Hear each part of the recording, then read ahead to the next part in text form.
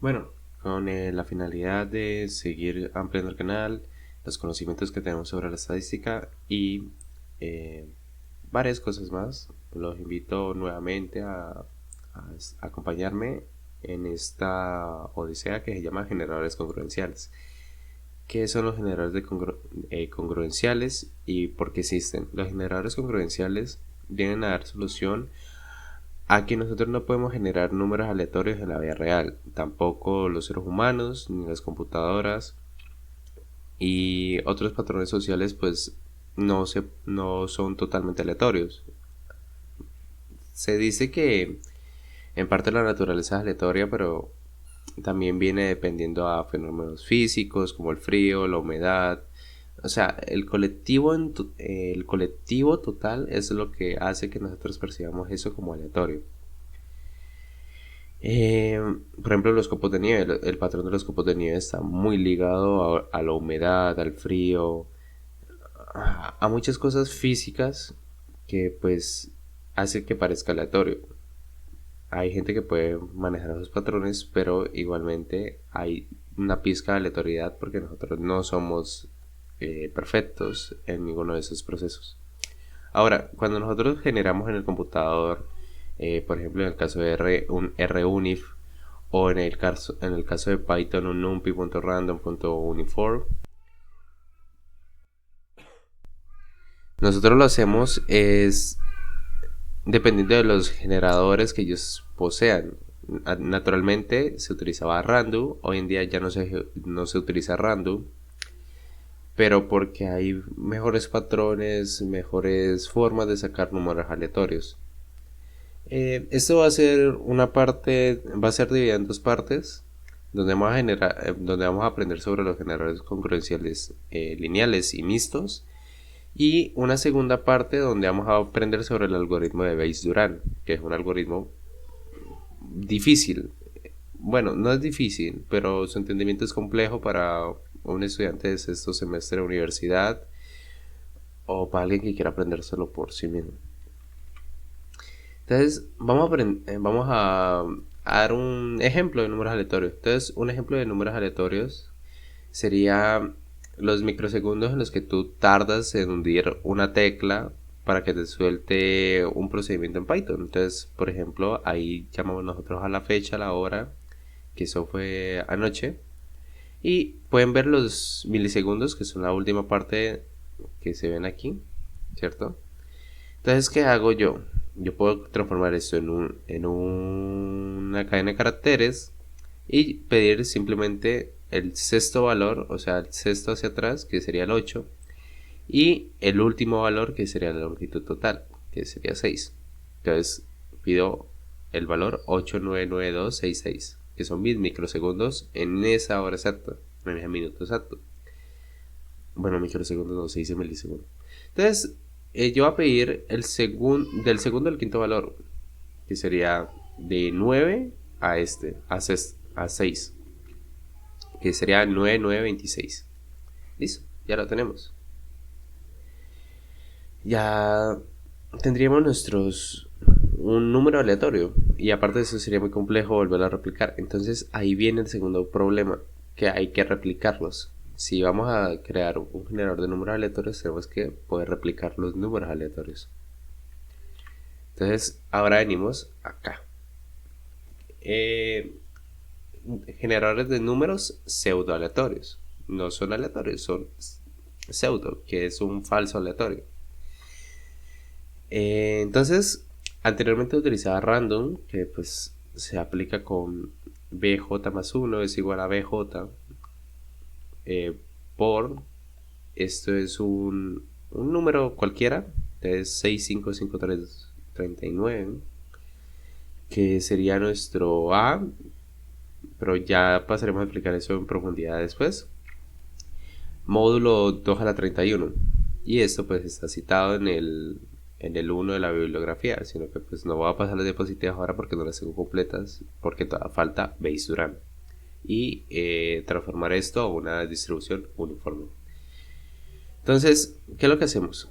Ese sería nuestro algoritmo para nuestros lineales, que como pueden ver Rando es un lineal, Y este sería nuestro algoritmo para los mixtos. ¿Por qué se llaman mixtos? Porque están, lo entiendo como que están descentralizados, de que ya no es cero el centro, sino que es un número real, distinto a cero, porque pues cero sería que estuvieran centrados.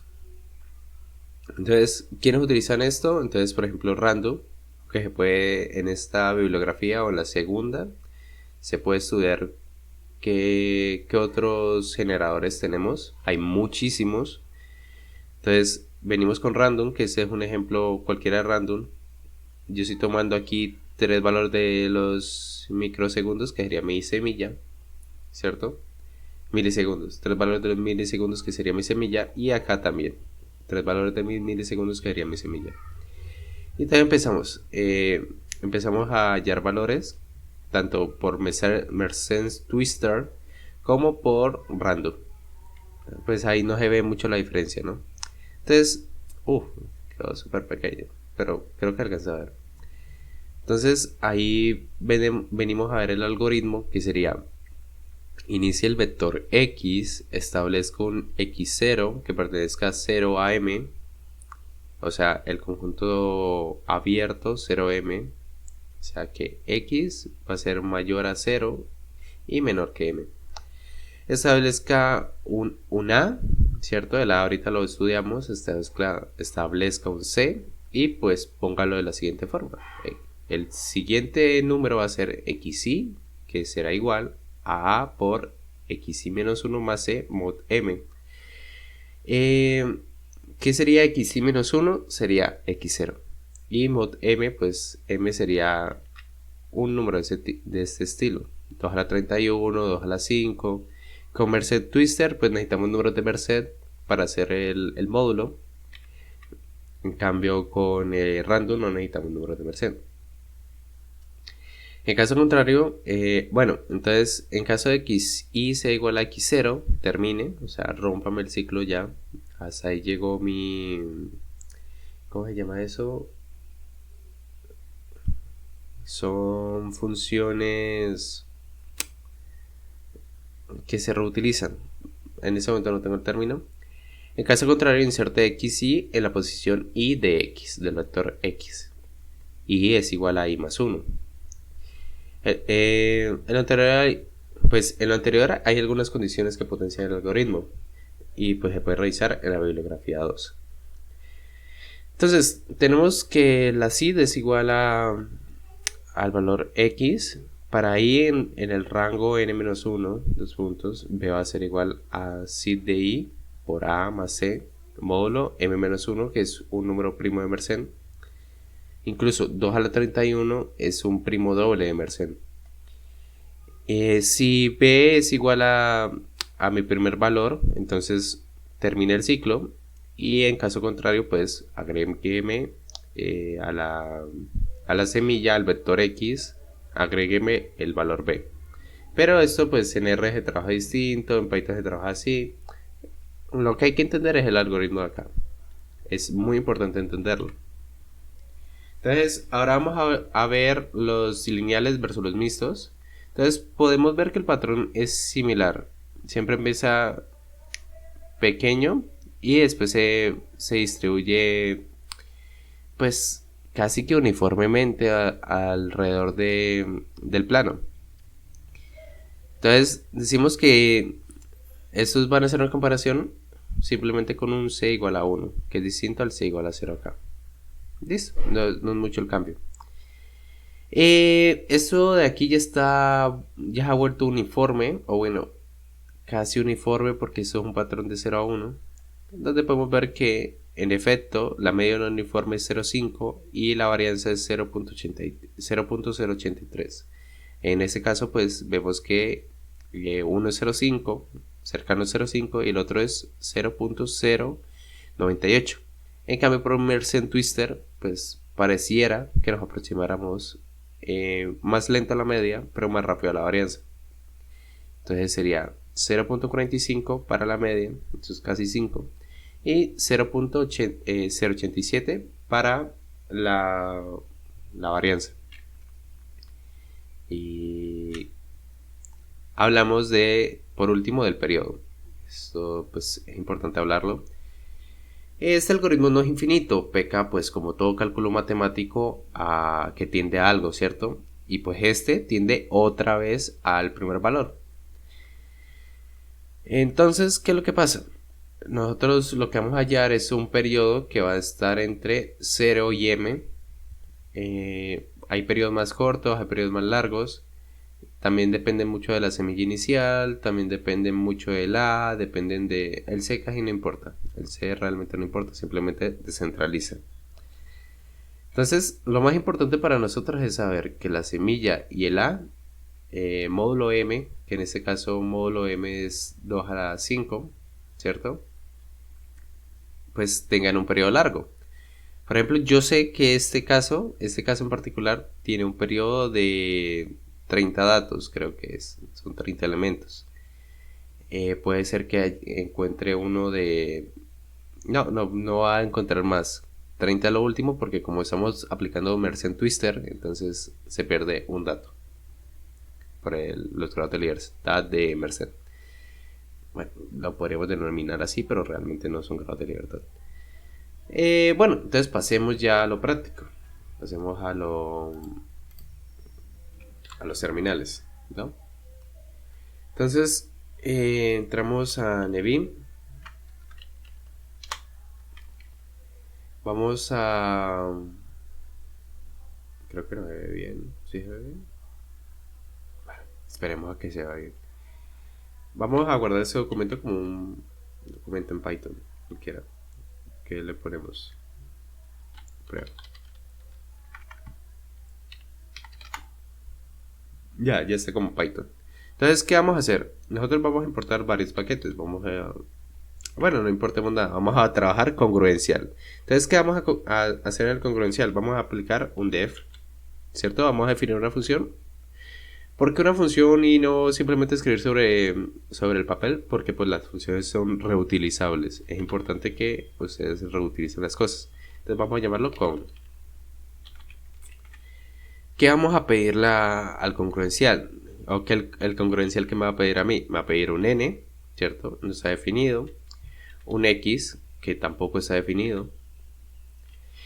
Me va a pedir un a, que podemos definirlo aquí en la función o lo podemos dejar así. Y me va a pedir un c y un m. 2 puntos. Listo. Ya tenemos nuestro congruencial. ¿Qué es lo siguiente al congruencial? Ya comenzará a entender las variables. Entonces, no se aplica nada. Simplemente vamos a decir que la semilla, ¿cierto? O bueno, la semilla no, va a ser un...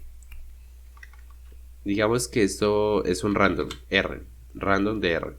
Va a ser igual a un arreglo conformado por X. Listo, ya tenemos el arreglo conformado por X. Entonces, vamos a aplicar un ciclo, que aquí sería nuestro vector X, ¿cierto? Incluso deberíamos de ponerlo como vector X, pongámoslo como X mayúscula, que no nos perdamos. Se va a hacer nuestro vector X y nuestro valor X0. Listo, ya lo tenemos. Entonces, ¿ahora qué vamos a aplicar? Vamos a aplicar la... Ay, eso tiene un nombre. Bueno, la ecuación que reutiliza nuestros valores anteriores. Entonces vamos a aplicar for y en el rango, ¿cierto? En el rango n-1. ¿Por qué? Porque pues el primer valor ya está dado. Ahora vamos a aplicar x y más 1. Entonces, ¿qué es x y más 1? X y va a ser... vamos a poner x y, ¿cierto? Va a ser igual entonces a, abrimos paréntesis, a por x más c. ¿Qué es el módulo? ¿Qué es lo que nos asusta a nosotros? El módulo es cuando una división no tiene residuo. Si usted pone, por ejemplo, 2 dividido 3 va a tener un residuo, si es que no lo quiere ver en decimales, si no quiere ver su parte entera. Entonces el módulo te da el residuo que deja la parte entera de una división. Entonces nuestro módulo va a ser m-1. Bueno, ya tenemos m-1, tenemos el x, tenemos el xy. Eso va a ser xy más 1, ¿cierto? Entonces, ¿cuál es el paso siguiente a esto? El paso siguiente es decir que si, ¿cierto? xy es igual a x, a lo que vendría a ser sid, bueno, vendría a ser x0. Entonces, ¿qué es lo que me tiene que hacer? Me tiene que aplicar un break.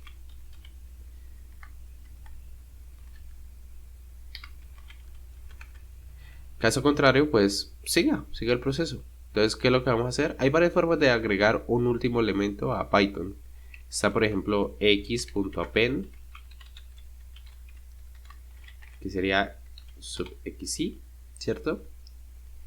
O podemos jugar de otra manera. Podemos jugar con...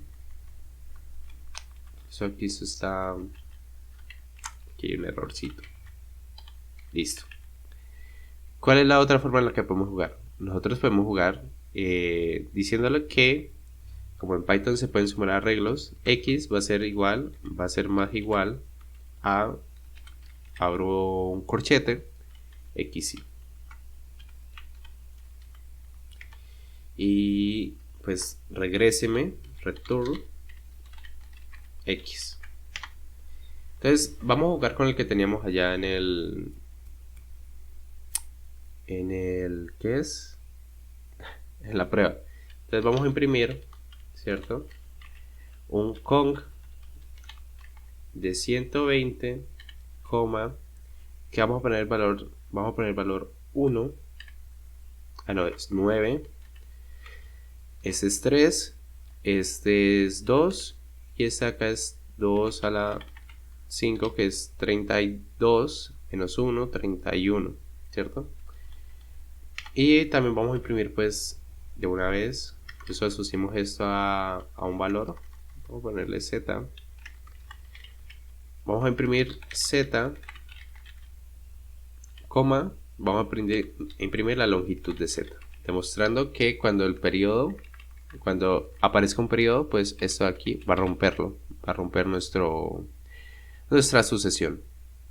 Entonces pues pueden ver que en efecto, creo que no lo pueden ver, para arrastrar esta pantallita un poquito para arriba.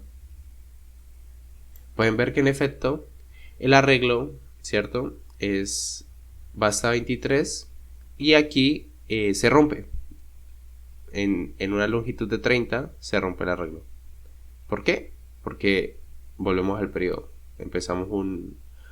Volvemos al x0 y eso pues nos afectaría la uniformidad.